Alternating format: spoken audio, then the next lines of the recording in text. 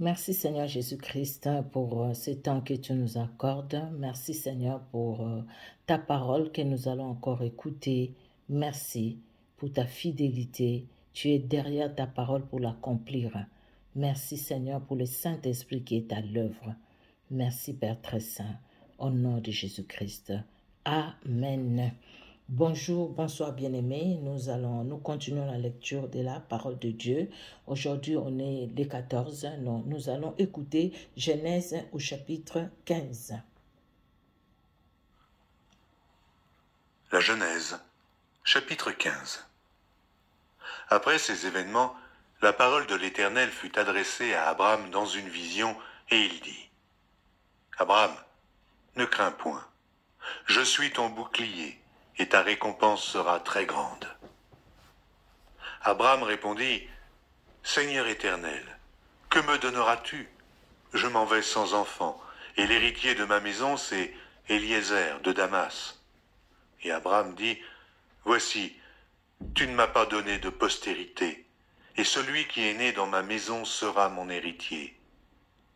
Alors la parole de l'Éternel lui fut adressée ainsi : Ce n'est pas lui qui sera ton héritier, mais c'est celui qui sortira de tes entrailles qui sera ton héritier. Et après l'avoir conduit dehors, il dit : Regarde vers le ciel, et compte les étoiles, si tu peux les compter. Et il lui dit : Telle sera ta postérité. Abraham eut confiance en l'Éternel, qui le lui imputa à justice. L'Éternel lui dit encore : Je suis l'Éternel, qui t'ai fait sortir d'Ur en Chaldée pour te donner en possession ce pays. Abraham répondit : Seigneur Éternel, à quoi connaîtrais-je que je le posséderais ? Et l'Éternel lui dit : Prends une génisse de 3 ans, une chèvre de 3 ans, un bélier de 3 ans, une tourterelle et une jeune colombe. Abraham prit tous ces animaux, les coupa par le milieu et mit chaque morceau l'un vis-à-vis de l'autre. Mais il ne partagea point les oiseaux. Les oiseaux de proie s'abattirent sur les cadavres et Abraham les chassa. Au coucher du soleil, un profond sommeil tomba sur Abraham. Et voici, une frayeur et une grande obscurité vinrent l'assaillir. Et l'Éternel dit à Abraham : Sache que tes descendants seront étrangers dans un pays qui ne sera point à eux. Ils y seront asservis, et on les opprimera pendant 400 ans. Mais je jugerai la nation à laquelle ils seront asservis, et ils sortiront ensuite avec de grandes richesses. Toi, tu iras en paix vers tes pères. Tu seras enterré après une heureuse vieillesse. À la 4e génération, ils reviendront ici, car l'iniquité des Amoréens n'est pas encore à son comble. Quand le soleil fut couché, il y eut une obscurité profonde, et voici, ce fut une fournaise fumante. Et des flammes passèrent entre les animaux partagés. En ce jour-là, l'Éternel fit alliance avec Abraham et dit : Je donne ce pays à ta postérité, depuis le fleuve d'Égypte jusqu'au grand fleuve, au fleuve d'Euphrate. Le pays des Kéniens, des Kénisiens, des Cadmoniens, des Étiens, des Phéréziens, des Réphaïm, des Amoréens, des Cananéens, des Girgasiens et des Jébusiens. Néhémie chapitre 4. Néhémie, chapitre 4. Lorsque Sanballat apprit que nous rebâtissions la muraille, il fut en colère et très irrité. Il se moqua des Juifs et dit devant ses frères et devant les soldats de Samarie : À quoi travaillent ces Juifs impuissants ? Les laissera-t-on faire ? Sacrifieront-ils ? Vont-ils achever ? Redonneront-ils vie à des pierres ensevelies sous des monceaux de poussière et consumées par le feu ? Tobija l'ammonite était à côté de lui et il dit : Qu'ils bâtissent seulement. Si un renard s'élance, il renversera leurs murailles de pierre. Écoute, ô notre Dieu, comme nous sommes méprisés. Fais retomber leurs insultes sur leurs têtes, et livre-les au pillage sur une terre où ils soient captifs. Ne pardonne pas leur iniquité, et que leurs péchés ne soient pas effacés de devant toi, car ils ont offensé ceux qui bâtissent. Nous rebâtîmes la muraille qui fut partout achevée jusqu'à la moitié de sa hauteur, et le peuple prit à cœur ce travail. Mais Sanballat, Tobija, les Arabes, les Ammonites et les Asdodiens furent très irrités en apprenant que la réparation des murs avançait et que les brèches commençaient à se fermer. Ils se liguèrent tous ensemble pour venir attaquer Jérusalem et lui causer du dommage. Nous priâmes notre Dieu et nous établîmes une garde jour et nuit pour nous défendre contre leurs attaques. Cependant, Juda disait: les forces manquent à ceux qui portent les fardeaux et les décombres sont considérables. Nous ne pourrons pas bâtir la muraille. Et nos ennemis disaient: ils ne sauront et ne verront rien jusqu'à ce que nous arrivions au milieu d'eux. Nous les tuerons et nous ferons ainsi cesser l'ouvrage. Or les Juifs qui habitaient près d'eux vinrent 10 fois nous avertir de tous les lieux d'où ils se rendaient vers nous. C'est pourquoi je plaçais dans les enfoncements derrière la muraille et sur des terrains secs le peuple par famille, tous avec leurs épées, leurs lances et leurs arcs. Je regardais et, m'étant levé, je dis aux grands, aux magistrats et au reste du peuple: ne les craignez pas. Souvenez-vous du Seigneur, grand et redoutable, et combattez pour vos frères, pour vos fils et vos filles, pour vos femmes et pour vos maisons. Lorsque nos ennemis apprirent que nous étions avertis, Dieu anéantit leurs projets, et nous retournâmes tous à la muraille, chacun à son ouvrage. Depuis ce jour, la moitié de mes serviteurs travaillaient, et l'autre moitié était armée de lances, de boucliers, d'arcs et de cuirasses. Les chefs étaient derrière toute la maison de Juda. Ceux qui bâtissaient la muraille et ceux qui portaient ou chargeaient les fardeaux travaillaient d'une main et tenaient une arme de l'autre. Chacun d'eux, en travaillant, avait son épée ceinte autour des reins. Celui qui sonnait de la trompette se tenait près de moi. Je dis aux grands, aux magistrats et au reste du peuple: l'ouvrage est considérable et étendu, et nous sommes dispersés sur la muraille, éloignés les uns des autres.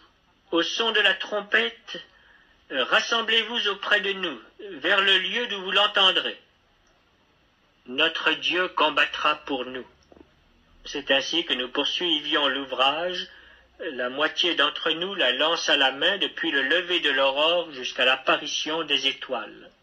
Dans ce même temps, je dis encore au peuple que chacun passe la nuit dans Jérusalem avec son serviteur. Faisons la garde pendant la nuit et travaillons pendant le jour. Et nous ne quittions point nos vêtements, ni moi, ni mes frères, ni mes serviteurs, ni les hommes de garde qui me suivaient. Chacun n'avait que ses armes et de l'eau. Matthieu au chapitre 14.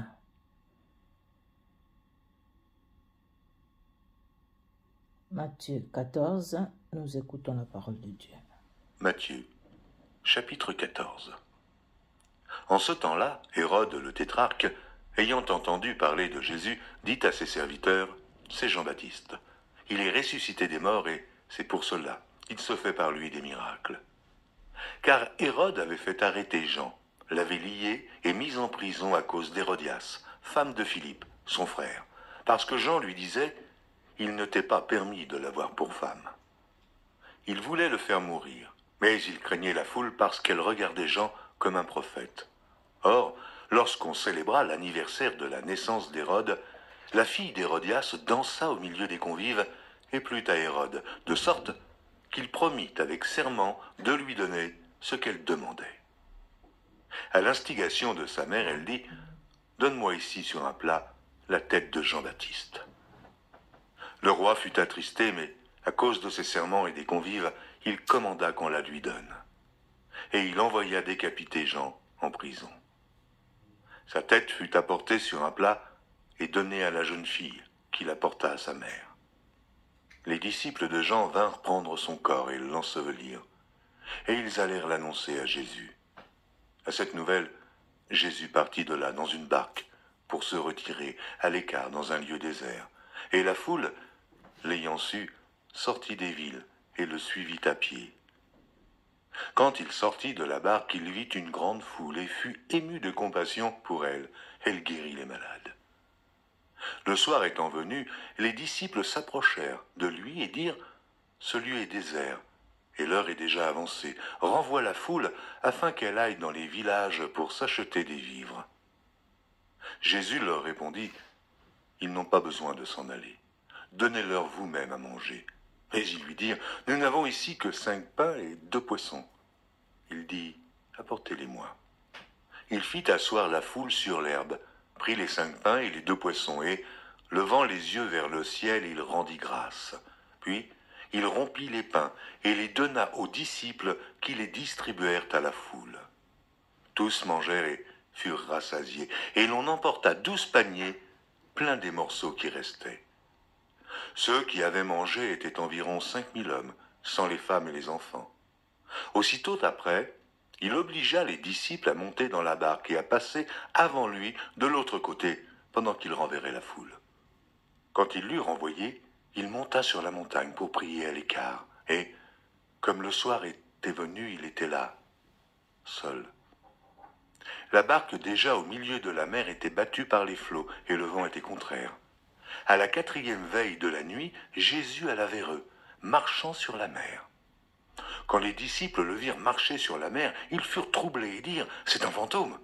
Et dans leur frayeur, ils poussèrent des cris. Jésus leur dit aussitôt « Rassurez-vous, c'est moi, n'ayez pas peur. » Pierre lui répondit « Seigneur, si c'est toi, ordonne que j'aille vers toi sur les eaux. » Et il dit « Viens. » Pierre sortit de la barque et marcha sur les eaux pour aller vers Jésus. Mais voyant que le vent était fort, il eut peur, et comme il commençait à enfoncer, il s'écria « Seigneur, sauve-moi !» Aussitôt Jésus étendit la main, le saisit et lui dit « Homme de peu de foi, pourquoi as-tu douté ?» Et ils montèrent dans la barque, et le vent cessa. Ceux qui étaient dans la barque vinrent se prosterner devant Jésus et dirent « Tu es véritablement le Fils de Dieu. » Après avoir traversé la mer, ils vinrent dans le pays de Génézareth. Les gens de ce lieu, ayant reconnu Jésus, envoyèrent des messagers dans tous les environs et on lui amena tous les malades. Ils le prièrent de leur permettre seulement de toucher le bord de son vêtement, et tous ceux qui le touchèrent furent guéris. Psaume 13, des 1 à 3. Nous lisons au nom de Jésus-Christ. Au chef des chantres, psaume de David. Jusqu'à quand, Éternel, oublieras-tu sans cesse? Jusqu'à quand me cacheras-tu ta face? Jusqu'à quand aurai-je des soucis dans mon âme et chaque jour des chagrins dans mon cœur?